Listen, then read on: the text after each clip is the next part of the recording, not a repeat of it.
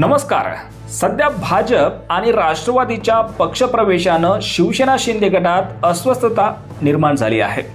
कारण भाजप आणि अजित पवारांच्या राष्ट्रवादीत जे प्रवेश होत आहेत ते नेते शिवसेनेच्या आमदारांचे विरोधक आहेत।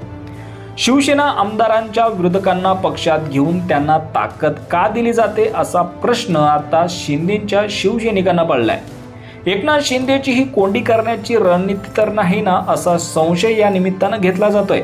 महायुती सरकारमध्ये नेमकं नक्की काय चाललंय हे समजायला मार्ग नाही, पण गेल्या काही दिवसात भाजप आणि अजित पवारांच्या राष्ट्रवादीत सुरू असलेले पक्षप्रवेश पाहता हे पक्षप्रवेश शिवसेना शिंदे गटासाठी अडचणीचं असल्याचं सांगण्यात येते।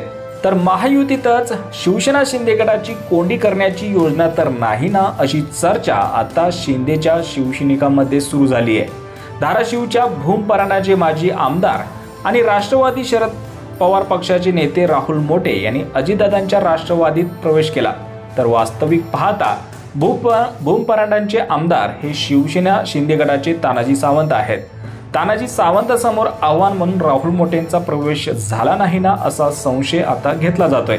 तर शिवसेना विरोधात ही तटबंदी फक्त भूम परांड्यातच नाही तर राज्यभर अशाच प्रकारचे पक्षप्रवेश सुरू आहेत।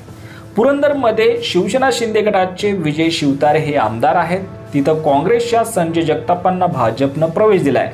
तर कर्जत खालापूरमध्ये शिवसेना शिंदे गटाचे महेंद्र थोरवे हे आमदार आहेत। तिथं राष्ट्रवादीतून निलंबित केलेल्या सुधाकर घारेंना पक्षात घेऊन जिल्हाध्यक्ष केलं। तर महाडमध्ये शिवसेनेचे भरत गोगावले आमदार आहेत। तिथं ठाकरेंच्या पक्षातील स्नेहल जगतापांना राष्ट्रवादीत घेण्यात आलं। तसेच जालन्यात शिवसेना शिंदे गटाचे अर्जुन खोतकर हे आमदार आहेत। तिथंच काँग्रेसच्या कैलास गोरंट्याल यांना भाजपमध्ये प्रवेश देण्यात आला।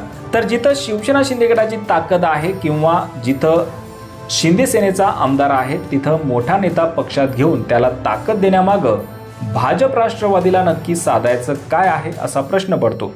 राष्ट्रवादी मात्र आम्ही बेरजेचं राजकारण करतोय अशी गोंडस संज्ञा मांडताना दिसत आहे।